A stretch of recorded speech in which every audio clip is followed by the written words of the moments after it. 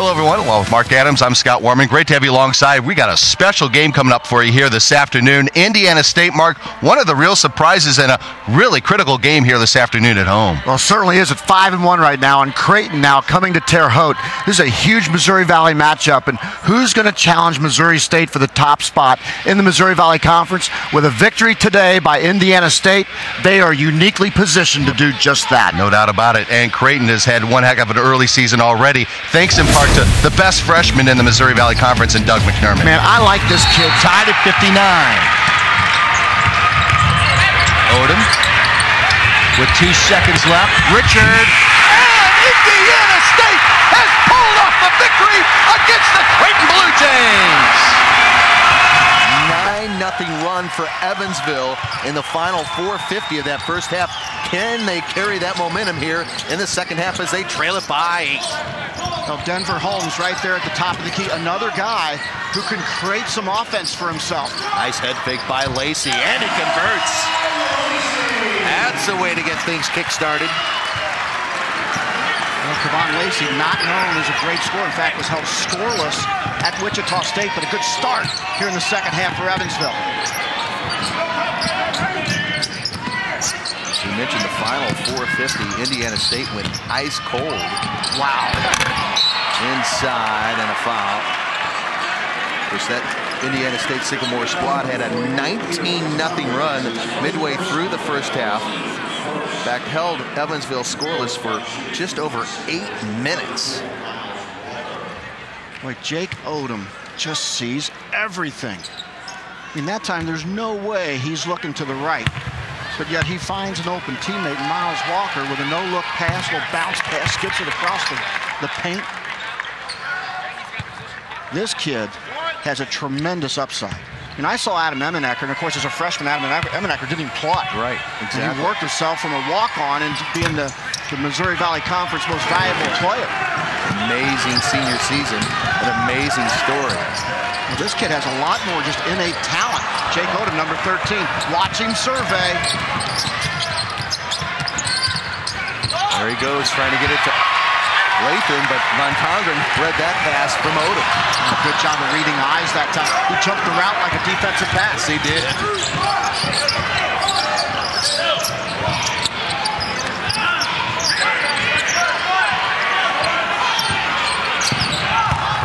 Ryan on the drive, trying to dish, and turnover for Indiana State. 18:43 left in this second half of play, 30-23.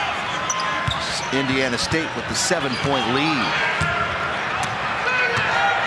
And you'd think that Dwayne Latham, number 20 in blue, would get a quality touch on this possession, leading scorer for the Sycamores of Indiana State. There he is. I wanted a walk-on. Carter didn't get it. Odom for 3. Off the mark. Harris pulls down the rebound. Here come the Aces. Going coast to coast. Kenneth Harris, and it's down to a 5-point lead. And welcome to Hanson Field here in Macomb, our Missouri Valley Football Conference game of the week. Where tonight, the 23rd ranked team in the country, the Western Illinois Leathernecks, take on the Youngstown State Penguins. Hello, everyone. Along with Dane and Hughes, I'm Scott Warmann. Great to have you alongside. The preseason prognosticators said Youngstown State and Western Illinois weren't supposed to have good seasons. Well, Dayton, they've proved them wrong up to this point. Yes, they have. I tell you what, both of these teams are playing very good football. Last week, both of them had some disappointing close losses. They're both looking to rebound today. Youngstown State has a pretty darn good offense, and it's all around their senior wide receiver, and it's a good one of the best in the Valley, Dominique Barnes. Yes, Dominique Barnes, Scotty, you know how I like to talk about those guys, those playmakers on the outside. Under 3 minutes left, Southern down by 7. They have not put up 1 point here in the second half. Deeker fires a strike right between 2 defenders inside the 40, down to the 38-yard line, 10 yards on the pickup. Matt Ginn was just hammered on after the reception. Nice job right here, threads the needle, and Matt Ginn has been on the receiving side of a few sandwiches today, Scott, and you know he's going to be feeling that tomorrow, but nice job knowing you're going to get hit and still making the catch. He earned his scholarship here this afternoon. Deeker on first down, going downfield and overthrows Ginn on the fly pattern down the near sideline. On the Panthers side, of the 50 and marching in to try to tie this game.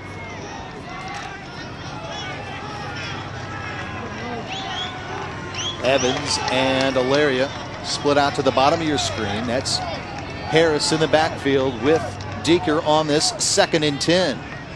Northern Iowa brings 4. Deeker steps up, good coverage, now throws a strike. First down inside the 30, down to the 26-yard line, 13 yards on the pickup. Kyle Harris, the tight end, with the reception.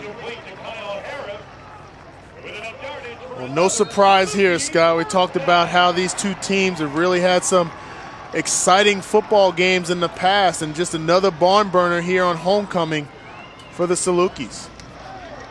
And Deeker, another draw on first down, this time sniffed out nicely by Northern Iowa, as Chris will only get a 2-yard pickup on the play, as in on the stop was Will Ehlert.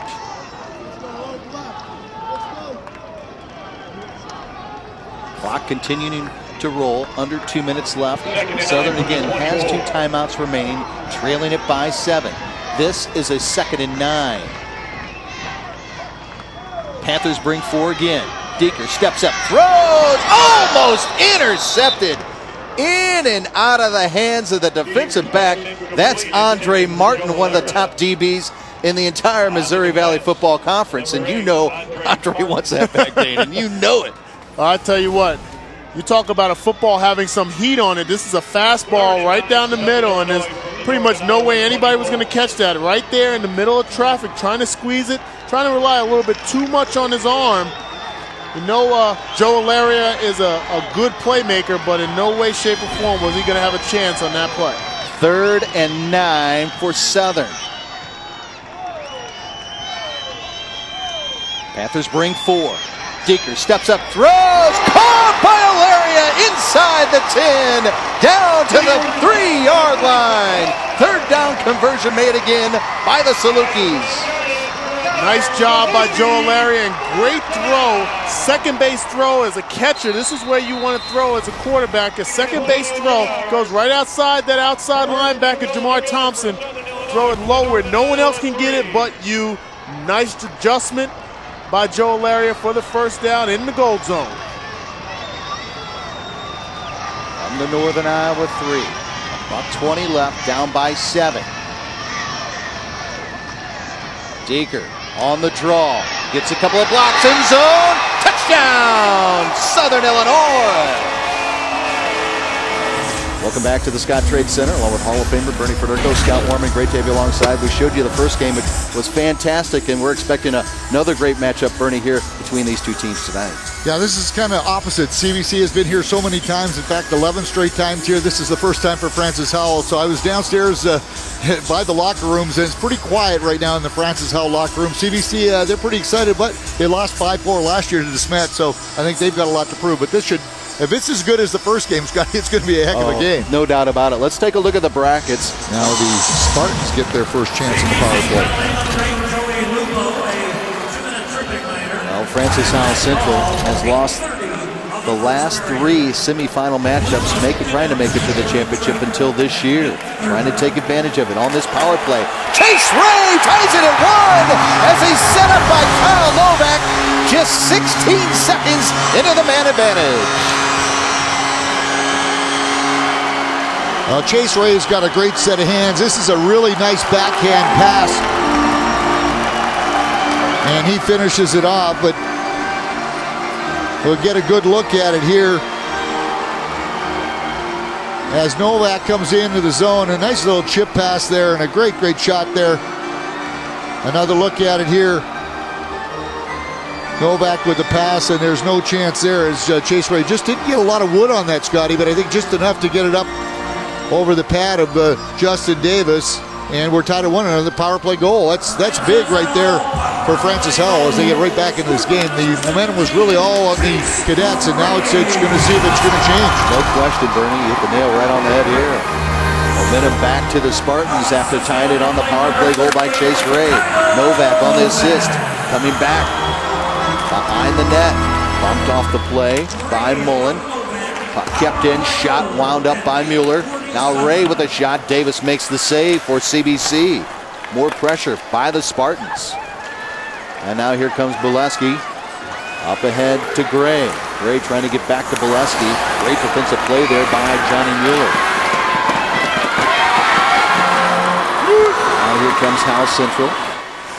Warmann with a shot. Davis saves. Centering pass. And they score! Chase Ray scores his second goal. And just like that, the Spartans take the lead. When I talked to the coach of CBC, John Jost, he said this was the line that the cadets were really going to have to watch, and all of a sudden Ray has his second as he's able to go to the net, and that's something that the Spartans have been able to use their speed here. This is great work here. The original shot, and then he came up with it as he's able to just kind of stuff it back to the front of the net, and Ray going to the front of the net as you're supposed to as a scoring winger, and he makes no mistake as he gets his second. Devers trying to dump it in, and it'll go into the Howell Central bench, and we'll have a face-off in the neutral zone. 5:07 left here in the first period, 1:52 left in the CBC power play. Well, this again, the CBC has got to get their power play going. I mean, they had a great opportunity early. They had 5-on-3 and then a 5-on-4, and now this is their third opportunity. They've really got to cash in here, establish this power play.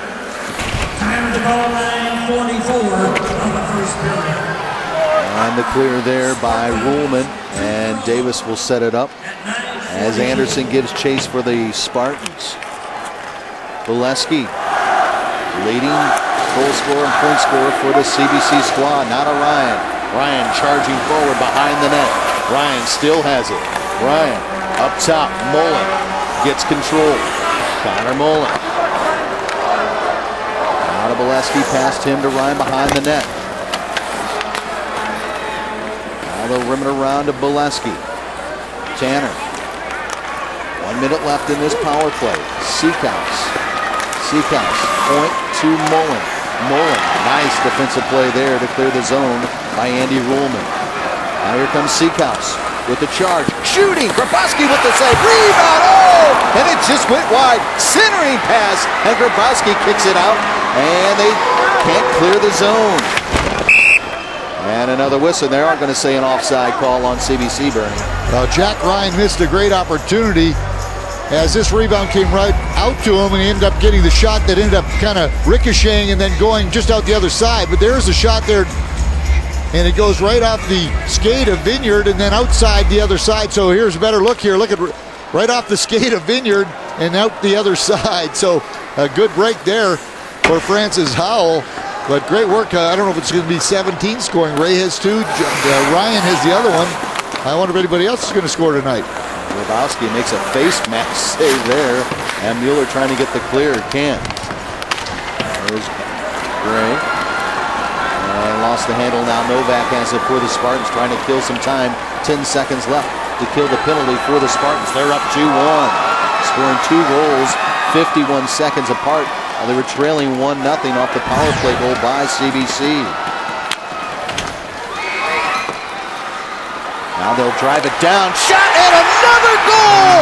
Adam Otten, the leading scorer, makes it 3-1. Hello, everyone. Along with Richard Baldinger, I'm Scott Warmann. Great to have you alongside. Mick Schaefer will be along on the telecast here tonight as well. We've got a terrific matchup in our opening telecast this season between two teams that, Richard, are trying to become the elite in this very good conference. You're exactly right. And talking to the coaches here on the field before the game, you can feel an energy right now. And I love it. It's cloudy. It's overcast. Let's play football. And we're going to play football with 2 great quarterbacks, Cody Kirby of Missouri State, Matt Brown, 2 guys that are almost identical. They're like twins. Exactly right. Both running the spread offense. But what I like to hear about Cody Kirby is he's not fearful of taking a hit. And that's what you want as a former offensive lineman. You know sometimes things are going to get nasty. Your quarterback's going to get in the middle of it. I like to hear it. Matt Brown, only a sophomore, 6'4". He's got a presence. He's got a swagger. They said when he walks in a huddle, he commands respect. Can he do it tonight? Well, the battle is about to begin here in Bloomington Normal. It's the Bears and the Birds. Our opening kickoff of our Valley Game of the Week is coming up.